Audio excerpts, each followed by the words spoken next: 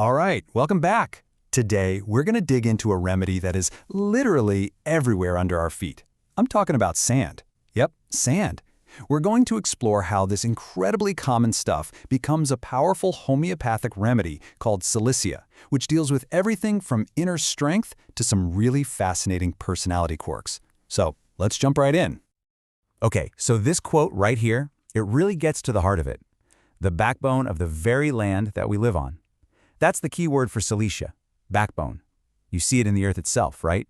But what's so cool is how we also see that idea play out metaphorically in the people who benefit from this remedy. So, what are we actually talking about when we say Silicea? Well, it's prepared from silicon dioxide. You know, the basic building block of sand, quartz, flint, basically really hard, rigid stuff. And that right there is the central puzzle, isn't it? How can something so tough, so unyielding, turn into a remedy for problems that are all about weakness and a weird kind of stubbornness? It's a great question, and we're going to unpack it. All right, here's how we're going to break it down. First, we'll look at where it comes from sand to remedy. Then we'll get into the really interesting personality picture. After that, we'll see how that shows up in the body, look at its practical uses, and finally we'll do some quick comparisons so you can really see what makes Silicea unique.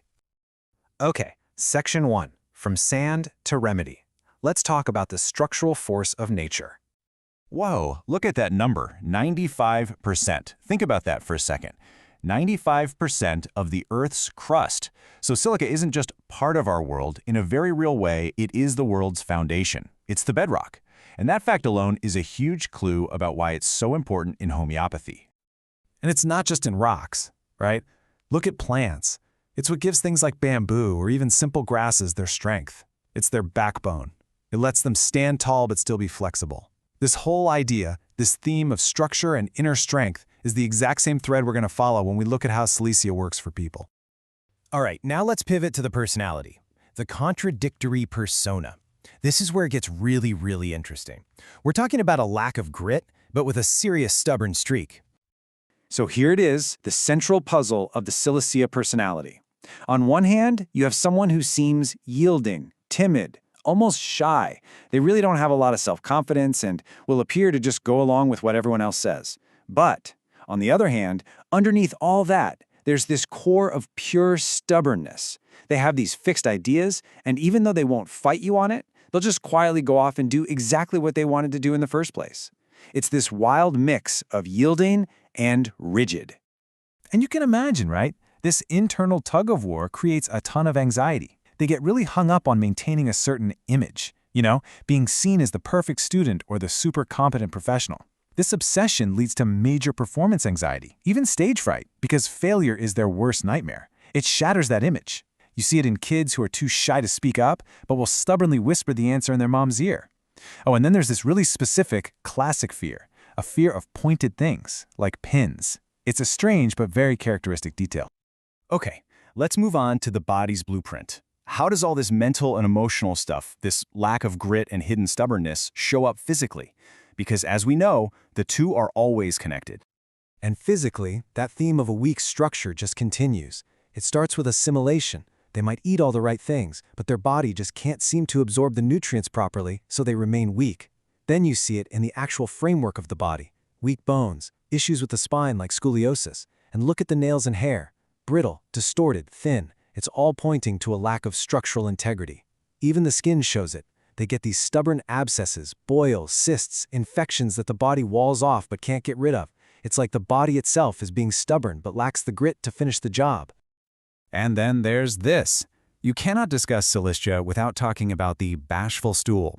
It's one of those keynotes you just never forget. It's a type of constipation where the stool starts to come out and then goes back in. I mean, what a perfect physical metaphor for the personality, right?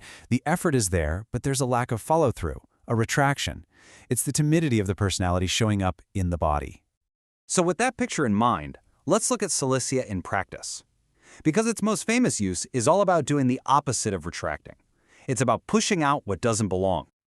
Okay, this is where Silicea really shines. It's famous for helping the body push out foreign objects. We're talking splinters, shards of glass, anything that's stuck. It's incredible. It basically encourages the body's natural process of inflammation to surround the object and just push it out. And that same logic applies to things like abscesses, boils, or styes. It helps them ripen and drain. It's also one of the big remedies people look to for lingering issues after a vaccination, when the body just seems stuck and can't fully recover. It helps resolve those stubborn, slow-moving conditions. All right, finally, let's put Silicea side by side with a few other remedies. This is the best way to really get a feel for what makes it so distinct. This chart makes it super clear. So look at pulsatilla. They are also yielding, but it's a soft, emotional, weepy kind of yielding. They don't have that hidden, hard, stubborn core like Silicea. Then there's Lycopodium. They also lack confidence, but they cover it up by being boastful and bossy. Silicea just withdraws. And Thuja, which is also used for vaccine issues, is different.